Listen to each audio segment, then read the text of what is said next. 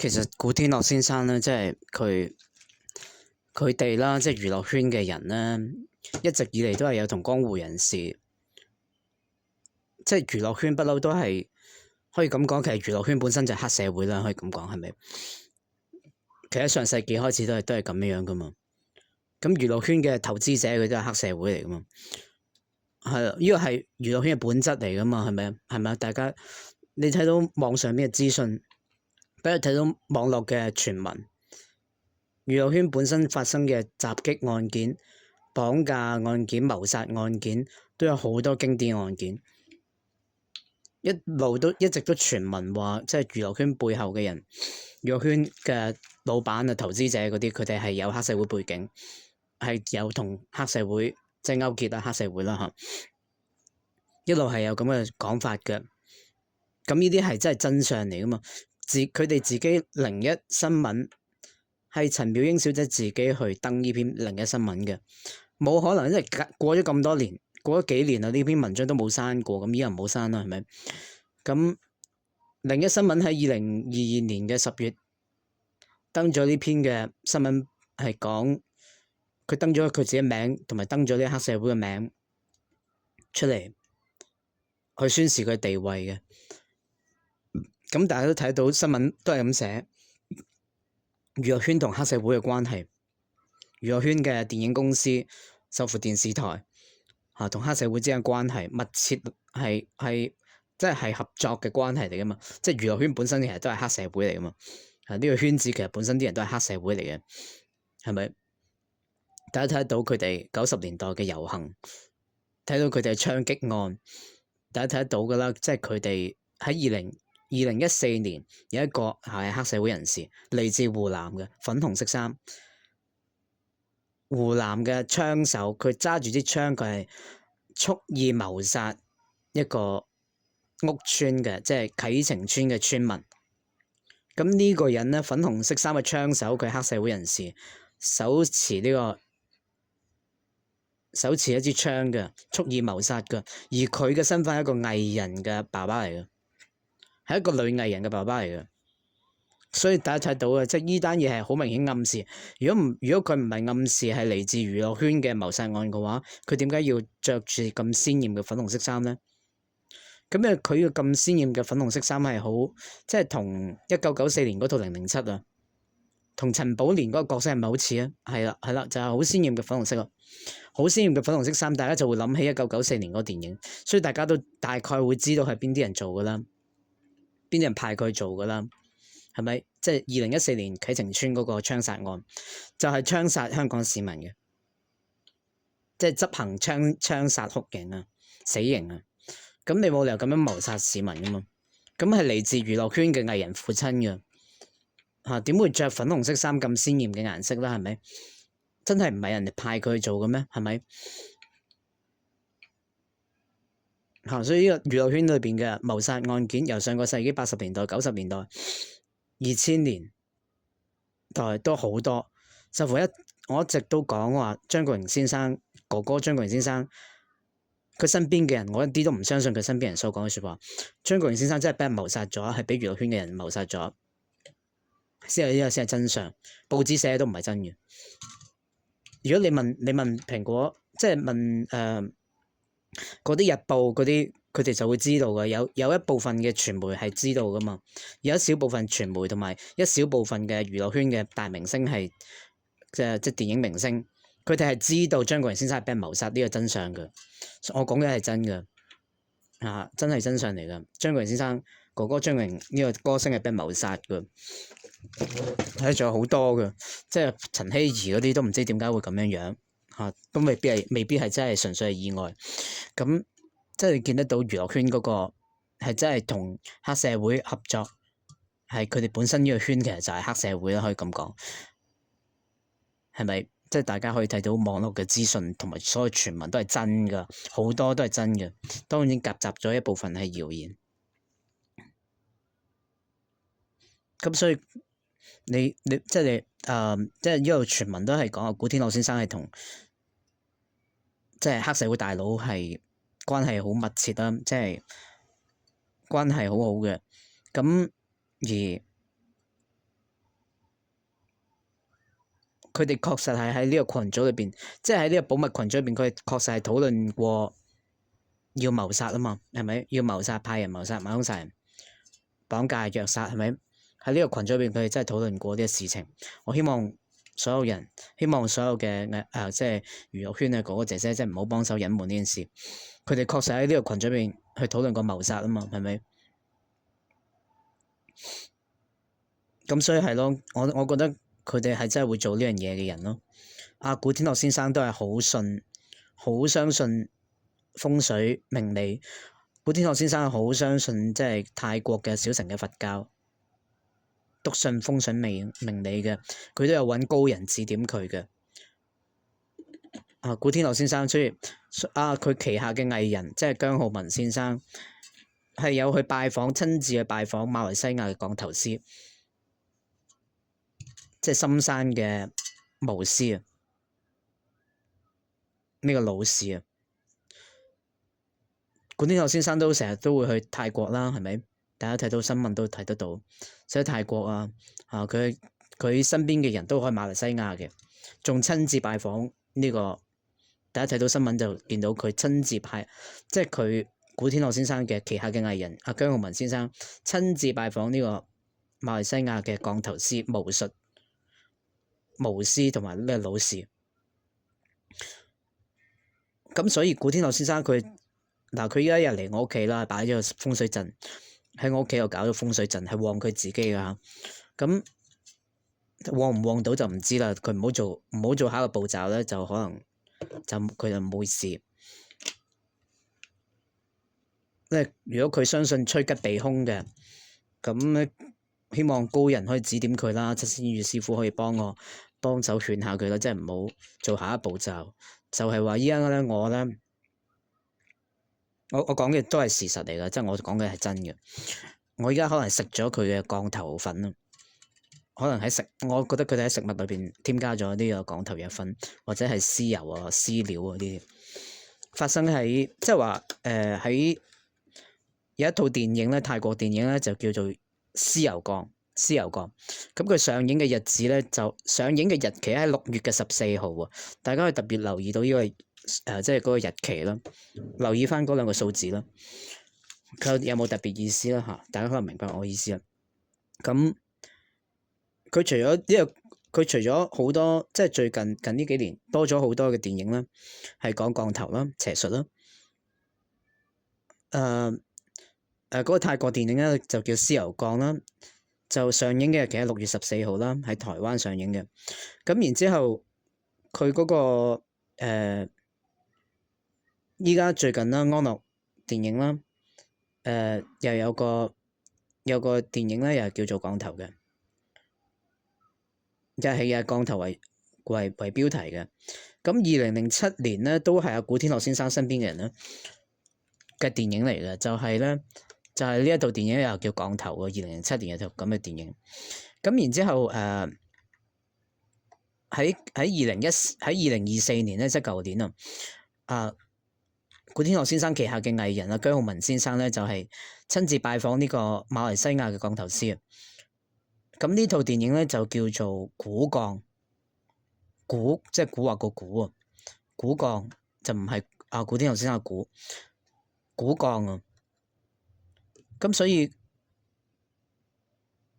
即係綜合嚟講，我唔係話詆毀古天樂先生啊，而係佢哋係大人物啊。我見到個訪問咧，寫住話，佢話佢係大人物做大事。古天樂先生係大人物做大事。古天樂先生咧就係形象咧非常之好，即係好形象係非常之好啦嚇。咁你又捐錢啦，即係一個成功塑造咗一個王子嘅形象出嚟嘅。即係我對佢當然係原先係冇咩唔好嘅偏見啦，係咪？即係唔係話詆毀，而係佢而家係王子變成皇上咯，想因為身份，因為唔係話詆毀，即係而係話即係佢身份真係太過尊貴啊，或者咁講啦嚇。大人物做大事，佢佢嘅成就都係太大啦，好大嘅成就啊，取得好大嘅成就，咁對社會係有好大嘅貢獻啦嚇，即都有捐錢起學校等等，即係呢我唔會否認啊古天樂先生嘅嗰個成就嘅同埋貢獻，但係佢就係咁大貢獻嘅人，佢可能嗰個即係想發展嗰個事業嗰個野心係更大。咁大家睇到即係週刊啦嗰個訪問咧，古天樂先生咧就係獲得高人指點咧，就話佢未來嘅發展咧，事業發展咧有好大嘅突破，就更加咧會取得更大嘅成功。咁而就係話，即係大家要知道娛樂圈，香港娛樂圈佢唔係淨係提供音樂同埋電影俾大家聽，俾大家睇咁簡單，而係香港娛樂圈嘅主要嘅策劃者、主要嘅核心人物咧，娛樂圈主要嘅核心人物，佢哋嘅野心係好大嘅。大家睇得到，知道佢哋依家搞咗個保密嘅隱瞞公眾嘅情況底下，搞咗個保密群眾，係拉咗台灣當地嘅藝人入嚟咧，就知道呢件事咧好唔尋常嘅。咁大家知道佢哋不斷轉貼噶嘛，大家都睇得到，佢哋喺微博嗰度咧就呼籲啲藝人咧轉貼啦。就如果唔點樣咧，就會係死我一條咁樣，係咪有咁嘅貼文噶嘛？咁而且有知名學者咧都係咁講，知名學者話如果就好提倡武力解決啊，用武力去解決台灣嘅事情噶嘛。咁所以佢哋台灣嘅藝人係被重點去要改變立場嘅對象啦。咁所以當即係古天樂先生佢哋係即係香港娛樂圈重要嘅最重要核心嘅策劃者，最重要核心嘅人物啊，同埋楊受成博士啊。陳小姐、陳表英小姐、周星馳導演等等，呢啲咧都係咧最重要嘅核心嘅人物，香港娛樂圈最核心可以話事人物係咪？仲有劉德華先生等等，仲有佢哋背後嘅黑社會大佬嚇，即係娛樂圈裏邊嘅黑社會大佬。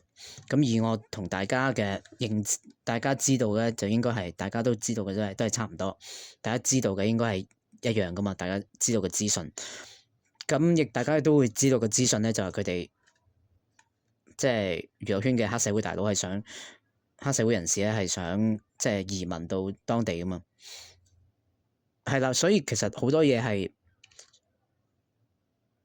大家都會知道佢哋有套電影叫《暗殺風暴》啊，《暗殺風暴》啊，係古天樂先生嘅《暗殺風暴》，暗殺。其實喺上個世紀上個世紀其實已經係有好多關於知名人士即係被暗殺嘅事情嘅，好多事件嘅，好多時候睇落去就好似一單意外咯，或者係自殺案，但實質其實係謀殺咯。咁呢個咧就係暗殺嘅定義啦，即係書籍咧都係咁寫，就係暗殺嘅定義咧就係做到咧好似真係一單意外咧係同人哋無關嘅咁樣樣。咁所以我真係唔係話詆毀啊古天樂先生。唔能夠否定佢嘅即係貢獻對社會貢獻，同埋即係對喺娛樂圈裏邊取得嘅好大嘅成就。當然都係即係佢都係偶像級嘅人物，係前輩，係即係好多人嘅偶像啦。王子啦，佢嘅形象咧係好好嘅，但係咧就係佢哋嘅野心咧，今次咁因為佢取得咗好大成就啦，同埋佢地位好高啊。咁所以佢嗰個即係佢哋嗰個野心咧係非常之大咯，即係所以佢要搞掂台灣嗰邊啲藝人咧。咁而家因為佢而家將我咧關我咩事咧？咁就係因為佢而家將我拉入咗一個群組入邊，我係被所謂調查嘅對象。咁但係法律上係冇咁嘅調查噶嘛嚇？呢啲私家偵探嘅嗰啲調查都係。即係呢啲都係誤導咯，呢啲電影同埋電視劇其實真係誤導緊市民噶，因為我哋小市民係受法律保障噶嘛。總之任何人唔能夠非法拍攝啦，唔能夠非法安裝隱藏鏡頭啦。咁如果係非法拍攝安裝咗隱藏鏡頭，仲要咧即係明知道當事人咧係魚翅或者係洗裸體沖涼啦，或者係做一啲私密嘅影像，即係喺啲私密影像啦。大家可以知道私密影像嘅定義啦，即係喺刑事罪行條例裏邊。咁如果佢明知道係做一啲私密嘅事情嘅時候，魚翅啊等等嘅，佢發現到就係即係裸體嘅影片嘅時候，佢仲要故意發布出去嘅話咧，咁呢個真係犯咗刑事罪行條例嘅嗰個，咁佢哋就係犯咗佢私家偵探同埋佢嘅僱用私家偵探嘅老闆，就係犯咗刑事罪行條例窺淫罪啊嘛。呢個就係2021年新修訂嘅嗰個刑事罪行條例嚟嘅。咁依家佢而家就係即係佢而家嘅做法就係即係簽咗保密文件啦。呢樣嘢真係違反咗，真係妨礙司法公正啦，剝削咗公眾知情權，亦都剝削咗我自己作為市民嘅一個嘅法律嘅保障。所以其實所以古天樂先生佢嗱點解咁信風水，又去拜四面佛嘅？拜四面佛唔等於落降頭，但係唔等於話落降頭邪術。但係咧，佢旗下藝人真係會去即係拜訪佢旗下嘅藝人姜浩文咧，真係2024年真係去拜訪馬來西亞嘅降頭師啊！佢嗰套嘅降頭叫古降啊！即係同大家去講解一下，即係簡單去分享一下。即係我都問過啲佛牌商或者係一啲師傅。古降咧，即係或者網絡資訊都咁寫，古降咧就係一種細菌病毒，就係啲細菌病毒嚟㗎。就算大家未必係所有人，未必全球網民咧都相信即係邪術可以殺死人咁誇張，但係咧大部分人咧都會相信。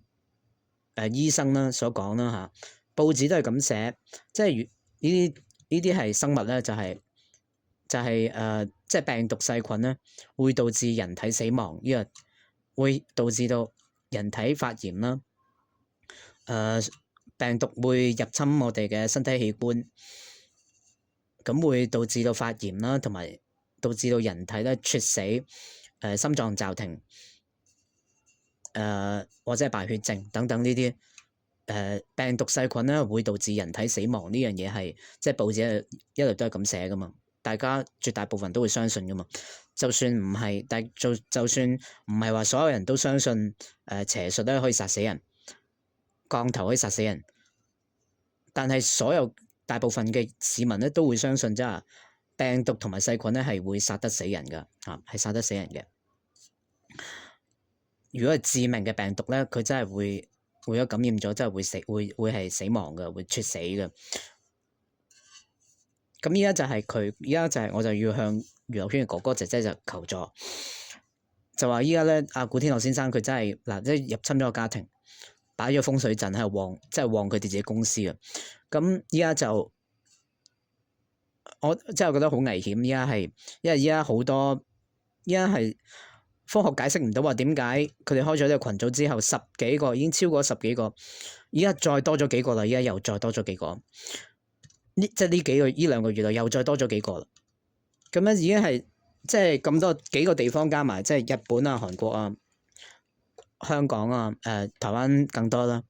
咁加埋咁多個地方咧，加埋咧係超過10幾個嘅知名人士同藝人咧係突發猝死㗎，而且大部分係突發心臟停頓。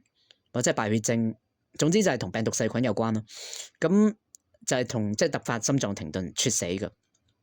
咁啲點解會集中喺娛樂圈裏邊咧？係咪？其實我咁樣講都係保護，所以想去即係保護一下即係娛樂圈嘅人士啊，同埋我自己啦嚇。咁所以真係呢啲人真係冇證據嘅，但係依家有嘅證據咧，就話佢而家真係派咗好多演員嚟演戲啦。大家見得到啦，佢喺餐廳度係咪？我喺餐廳度工作，佢係咪係咁鬧我㗎嘛？係咪？咁呢個拍攝都係唔係合法啦，都係侵犯咗一個肖像權嘅嚇。咁因為都係個人資料私隱條例嘅，真係違反咗，侵害咗我嘅。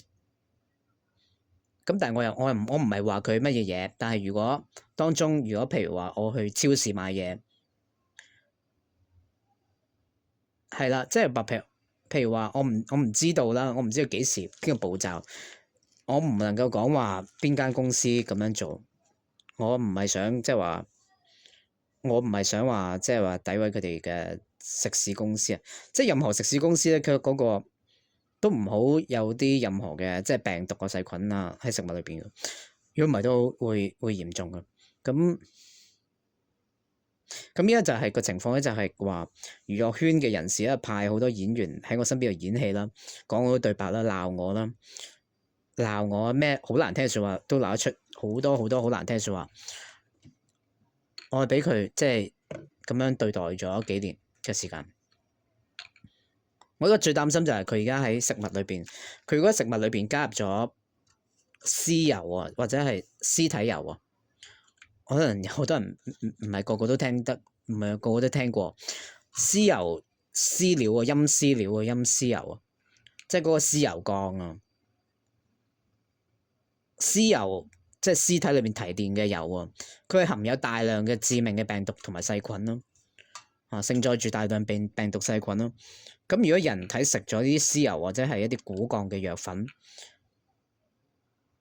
嗰種古鋼咧就係喺根據網絡資料，古鋼咧，或者我問過啲一啲佛牌商啊，或者係法科師傅咧，就係古鋼咧個藥粉咧就係喺嗰啲昆蟲啊、蠍子啊、蜈蚣啊、蝙蝠啊、蛇啊嗰度咧，就提煉一啲嘅細胞，即係提煉一啲嘅呢啲嘅細菌同病毒啊。咁呢啲病毒咧係即係當然係啲致命嘅病毒同埋細菌咯。咁如果佢再個降頭師，即係嗰個巫師，佢再念咒語嘅話咧，咁兩個步驟都做嘅話咧，咁咧嗰個我哋即係被加害嘅對象啊，如果食咗呢啲含有大量病毒細菌嘅屍油或者係古鋼嘅藥粉咧，咁佢身體血液裏邊咧就會有嗰個病毒同埋嗰個細菌。佢一念咒語嘅話，嗰個病毒細菌咧，佢繁殖起嚟咧，即係佢就會入侵細胞啦。跟住咧，我哋個心臟會發炎啦，就會突發性心臟病喎，就會突發心臟停頓㗎。個巫師如果佢一旦念嗰個咒語嘅話咧，即係嗰個人體咧被加害對象嗰個就會突發心臟停頓㗎。過去即係話過去都有補習嘅名師咧，都係發生過感冒菌上腦，咁呢個咪唔關邪術事，未必係關邪術事，但係都係即係病毒入侵咗身體，所以導致到佢猝死咗啦。咁所以如果佢哋真係喺，即係我冇理由會預知啲事情噶嘛。有啲人嘅猝死即係敗血症呢啲，係因為病毒同埋細菌有關喎。但係真係唔能夠排除，即係當然醫生會講另一堆嘅醫學嘅理論啦，但係亦都唔能夠排除有人喺佢哋食物當中係做咗手腳，滴咗啲有害嘅即係致命病毒細菌嘅油啊，或者點樣導致到某啲人死亡，即係話敗血症同埋猝死。唔能夠排除呢個可能性噶嘛，即係醫生都唔希望佢哋唔好排除呢個可能，唔能夠排除有啲人真係被人哋加害、蓄意加害，同埋謀殺、謀害，所以滴咗啲屍油啊、降頭藥粉落去，而導致到佢再念咒語，導致到敗血症嘅發生，真係唔能夠否定呢個可能。醫學咧都冇辦法解釋咧，就話點解馬來西亞嘅女明星另一新聞可以睇到另一新聞，馬來西亞嘅女明星個肚入邊咧係有嗰啲刀片同埋嗰啲鐵釘。咁呢個科學咧係就解釋唔到噶嘛，醫生都解釋唔到點解女明星個肚入邊又係有鐵釘同埋刀片。醫學係冇理論同埋文獻去講得到，所以醫學理論話做唔到，即係降頭邪術做唔到殺人，但係實質上咧，大家都睇得到噶啦，馬來西亞個女明星個肚入邊咧就有鐵釘同埋刀片，所以降頭邪術咧，實質上咧係可以殺得死人噶。病毒細菌係可以殺得死人，呢個大家都會睇得到新聞啦。我唔會無啦啦知道自己發生啲咩事噶嘛。嗱，如果冇人搞啲事情咧，如果唔係佢哋，即係如果佢哋唔好喺食物裏邊加入啲咩咧，我就唔會冇得猝死嘅。佢哋唔好念，冇人念咒，佢唔好念咒語嘅話咧，就唔會猝死噶。好麻煩哥哥姐姐，即係娛樂圈哥哥姐姐幫下手。呢件事係真係同古天樂先生有關，同周星馳導演有關。周星馳導演1994年嗰套電影話攞你命3000嗰個，係研發成功，經已研發成功啦。攞你命3000嗰個，即係集合咁多種嘅殺人嘅武器。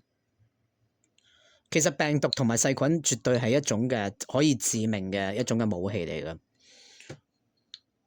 生物化學武器啦，細菌病毒作為生物武器，係可以整得死人㗎。係可以致命㗎，呢個大家都會相信嘅醫學嘅嘅理論咯。咁如果古天樂先生冇證據證明咧，古天樂先生有聘請，即係話請呢個黑巫師、老士啊，呢個黑即係降頭師咁樣。但係佢旗下藝人真係拜訪過馬來西亞嘅降頭師下，喺2024年嗰套電影。我可以睇得到，佢旗下嘅藝人姜浩文先生真係親自拜訪呢個巫師去學習。當然你都可能係工作嘅關係，佢去學習。但係我知道嘅係，佢哋去做呢樣嘢，古天樂先生同周星馳導演等等，佢而家個任務之一就係想害死我哋。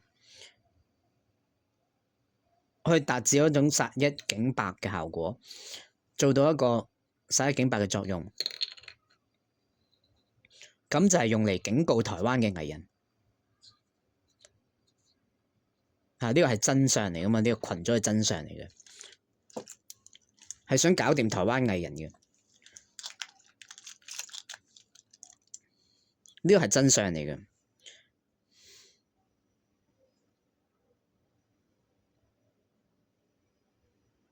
咁但係我哋基本法寫咗，我哋香港市民係可以生存噶嘛？依家對於我嚟講，或者對於其他人嚟講咧，人身安全同埋身體健康咧狀況咧先係最重要。香港基本法寫咗，我哋係唔使犧牲噶嘛？佢而家就想犧牲我哋咯。佢係要求我哋犧牲啊！佢冇同我講啊，冇簽過啲咩協議啊。佢預計我會死噶。真係好得人驚，你諗下，即係其實喺食物裏邊加入病毒細菌咧，絕對係一種暗殺嘅手段嚟噶。可能大家冇聽過咁解嘅啫。呢啲手段喺上個世紀或者可能在以前都已經有噶啦。喺食物裏邊加入病毒細菌，作為一種暗殺嘅方法，只不過唔係個個都聽過。可能好多醫生話我亂講啊，毫無科學根據，毫無科學依據都未定。但係科學真係唔能夠，醫學真係唔能夠證實好多嘢噶，唔能夠證實冇咯。醫學都係證實唔到我講嘅嘢係錯噶。醫學證實唔到話，都證實唔到有鬼啊，係咪？有冇鬼呢樣嘢都冇咩科學研究，但係大部分人都相信有啦，係咪？所以邪術係真係可以，實質上真係可以令到一個人個肚裏邊係生咗啲釘同埋啲刀片出嚟，呢啲係超自然現象，真係醫生都解釋唔到。所以希望佢哋都唔好先否定呢個可能。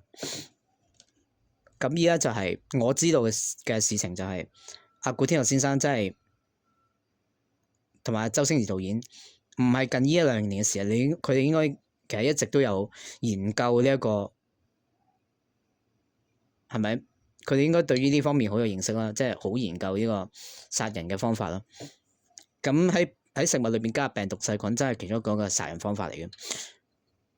咁但係佢咧冇，只要佢嘅巫師，即係佢哋聘請嘅呢個降頭師啊，嚟自馬來西亞嘅，唔好念咒語咧，咁就唔會猝死，咁我哋就唔會猝死噶啦。我唔會無啦啦知道呢樣嘢噶嘛，唔會預先知道噶嘛，即係我唔會預先知道話點樣噶嘛，唔可以預計自己啊，係咪？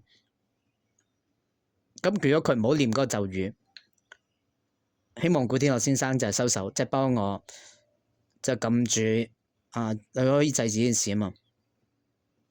如果冇人去俾錢呢啲馬來西亞嘅降頭師啊、邪術嘅法師嘅話咧，佢就唔會施行佢哋邪術咧，導致到嗰個被加害對象死亡嘅。大部分人都唔識得擋啊，因為佢哋有佢哋獨門嘅可能方法啦。佢可能研究一種最致命嘅病毒同埋一種嘅細菌啊，係古鋼嘅藥粉啊，嗰種降頭。但係佢唔好念嗰個咒語，我哋就唔會猝死噶啦啊！我而家都即係我哋都會飲即係抗病毒啦，我哋都會食一啲中藥啦，抗病毒。嗱，佢唔好念嗰個咒語咧，就唔會冇得猝死噶。依家真係唔好害人啊！真係咁樣用呢啲，即係呢啲真係唔，呢啲唔係一啲，呢真係害人加害人嘅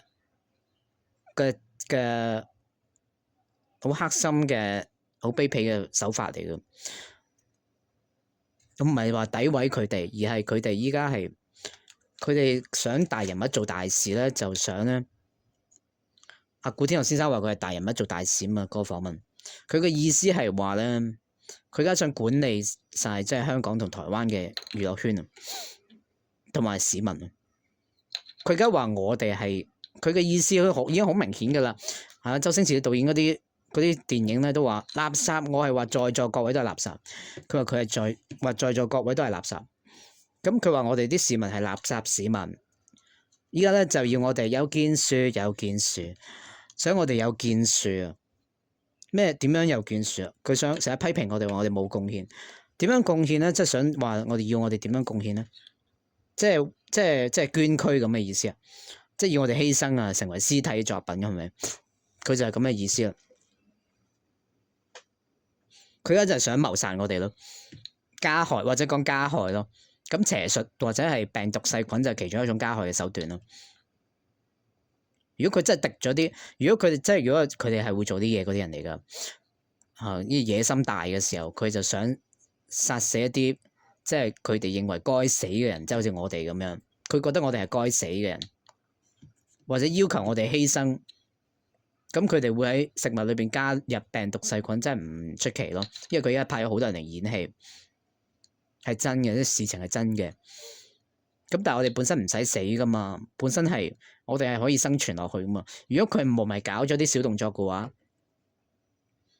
如果唔係派咗啲人嚟喺啲食物裏邊落咗啲嘅有病毒細菌嘅古鋼嘅藥粉嘅話，咁一食咗都係潛伏啫。但係佢嘅巫師如果一念咒語嘅話，我哋就會猝死嘅，就會心臟停頓猝死。哇！佢好高明啊，真係好高招。佢哋即係好高智商嘅人，佢哋係好聰明，即係佢哋係上個世紀取得成功嘅明星、大明星嘅公眾人物嚟嘅。佢而家就想替天行道，即係話就去搞掂我哋啲垃圾市民啊！即係大概就咁嘅意思。然之後咧就教訓台灣嘅藝人，然之後咧就會對咧。就大家明白啦，就完成一個好大嘅任務同埋一個好大嘅目標。咁呢個咧就係佢哋所講嘅大人物做大事啦。而嗰個臘腸嘅意思咧，即係個切開嗰碟臘腸咧，個意思咧，咁樣冇估錯咧，就應該係個切臘腸嘅一個嘅戰略啊。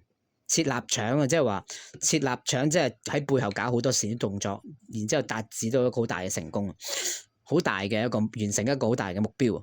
即係呢個就係切臘腸，可能就係嗰個意思啦。即係因為我估計，咁因為我估計，所以冇錯咧，就話佢而家就係想加害我哋，用佢示範一下，但唔代表其他人係安全噶嚇，唔代表其他人安全，唔代表佢唔會施行喺其他嘅知名人士身上嚇，唔代表佢哋係唔代表咁樣嘅。但係總之佢而家就想害我哋咯。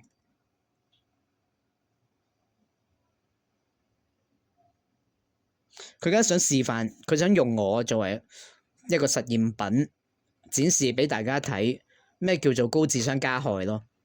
佢哋啲電影成日都講㗎嘛，高智商殺人啊，高智商加害。咁其中一個研究一下，即係話嗰個高智商謀殺咧，就係嗰個港大嗰個教授啊嘛，就係用一氧化碳殺死佢個妻子啊嘛。大家知道有嗰單案件啦。咁呢個都係其中一單咧，就話高智商殺人同高智商加害一個嘅案件啦嚇。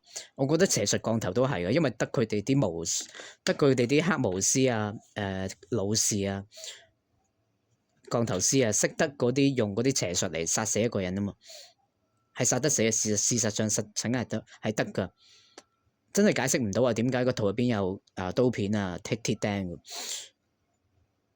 但係如果冇人俾錢佢哋，或者係冇人指使教唆佢哋，即係指使呢啲深山嘅馬來西亞深山嘅老士，呢啲降頭師嘅話咧，咁佢哋唔會去無啦啦害人噶。佢而家係透過咗私家偵探，所謂私家偵探，佢係派手下嚟持續跟蹤我啦。咁咪就係咁樣。佢仲收集咗我公佈咗我嘅生日嘅日期啦，收集咗我生日期。我去剪頭髮嘅時候，佢係咪收集咗我嘅頭髮啊嘛？佢收集咗我頭髮，咁咪就係落降頭咯。其實阿古天樂先生本身係信四面佛嘅，買嗰個吸水嗰大笨象咧，即係嗰啲風水擺設，13,000蚊港紙一隻。咁信風水信四面佛就唔等於話落降頭，唔等於話，但係佢旗下嘅藝人姜浩文先生真係去拜訪降頭師喎，馬來西亞降頭師。總之我知道真相係佢哋係真係會做啲，佢真係會，佢覺得我哋呢啲市民係死不足惜啊，或者係死有餘，即係唔值得被。我哋嘅生命係唔重要啊！佢覺得，咁所以佢就想替天行道咯，即係話，不如挖我哋啲市民啊，話我哋點樣唔好啊，點樣唔好啊，然之後佢就想依家替天行道咯，佢想示範一下咩叫做高智商謀殺、高智商加害，示範一次俾台灣藝人睇，等佢哋知道如果唔改變立場之後，佢哋會得到嗰啲咩後果。咁呢個係真相。所以麻煩娛樂圈嘅嗰隻可唔可以幫手？我哋本身唔使犧牲噶嘛，呢啲即係呢啲邪術加害真係一種唔好嘅手段嚟噶。喺食物裏邊落嘢咧，如果放病毒細菌，即係放嗰啲降頭嘅藥粉，落呢啲致命嘅病毒，係提取住蛇啊、昆蟲啊、蝙蝠啊嗰啲嘅。咁呢啲病毒細菌會令到我哋進入咗血液之後，真係會引發敗血症㗎，會大量繁殖病毒細菌喺血液裏邊，係俾人加害嘅話咧，咁就會引發心臟器官，即係心臟會突發衰竭嚇，心臟會發炎，然之後會突發心臟停頓嘅，再念咒語嘅話，呢個就係嗰個屍油降啊！或者係嗰個古鋼嗰個電影咧，呢兩套電影講嗰個咧，大概嗰個原理咧就係咁樣樣。就算大家唔相信，就算唔係所有人都相信降頭邪術可以殺人，但係所有人大部分市民都會相信，都會知道個科學即係醫學個理論咧，細菌病毒入侵咗血液裏邊大量繁殖係會導致有敗血症同埋即係突發心臟停頓猝死，大家都會睇到咁嘅新聞噶嘛。所以就講咗咁多樣嘢，就希望佢哋真係唔好害我哋咯，真係，唉，你都可以話人類係即係人類嘅身體咧，我哋都係人類嘅身體，大家都係人類嘅身體，係咪？任佢嘅企業家點樣成功都好，佢都係人類，即係佢嘅身體歸類為人類嘅身體嚟嘅。人類嘅身體咧係唔可以俾火燒啦，唔可以被刀割割傷係唔得啦。人類嘅身體咧唔受得病毒細菌入侵啦。人類嘅身體咧唔能夠咧就係即係受唔到呢啲邪術噶，好難擋噶。你叫七仙羽師傅擋咧，佢都可能要解好耐啊。可能佢都要揾更多嘅師傅可能幫手先解得到啊。即係未必係咁容易解得到啊。但係如果冇人提供金錢俾馬來西亞嘅高人，馬來西亞嘅降頭師，佢點會無啦啦用邪術去害人呢？係咪？你依家最緊要佢唔好念咒語咧，就唔會猝死噶。希望你如果古天樂先生咁篤信呢個風水命理嘅，希望你想趨吉避凶嘅，咁你咧就唔好再做得咁過分啦。我所講嘅全部都係真實啦，係咪？真實嘅，一定係真實嘅。就叫佢哋降頭師就唔好就念咒語，咁就唔會猝死噶啦。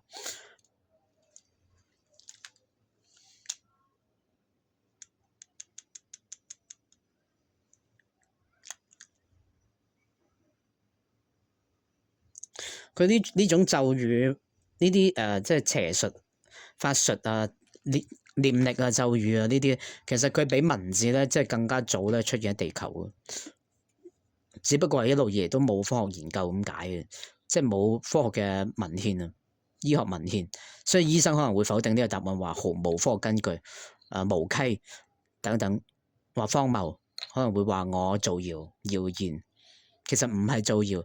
實質上真係做得到，即係啲巫師啊，真係做得到啊！即係殺得死人，係得念力，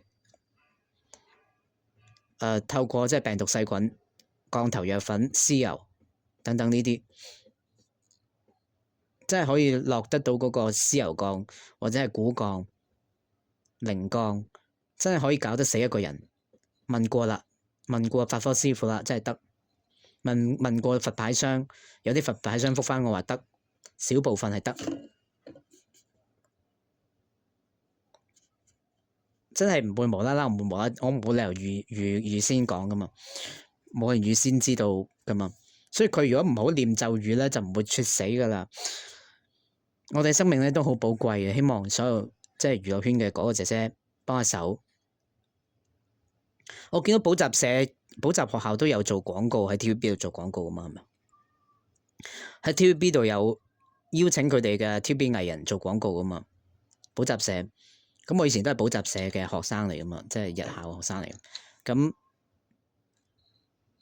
希望佢哋都係幫下手咧，喺度做廣告啊嘛。啲廣告費都係保護費嚟噶嘛，係咪？你交咗咁多廣告費，都係保護費嚟噶嘛？呢啲都係咪啊？交咁多廣告費俾地產商，因為可以起到個保護費嘅作用喎。係咯，希望補習社都可以幫下手啦。佢呢種邪術咧，或者呢種病毒細菌嘅加害嘅手段咧，佢係冇，即係好難揾到證據嘅，基本上可以講係合法。咁誇張，即係高智商嘅暗殺，而唔會引嚟批評或者係投訴。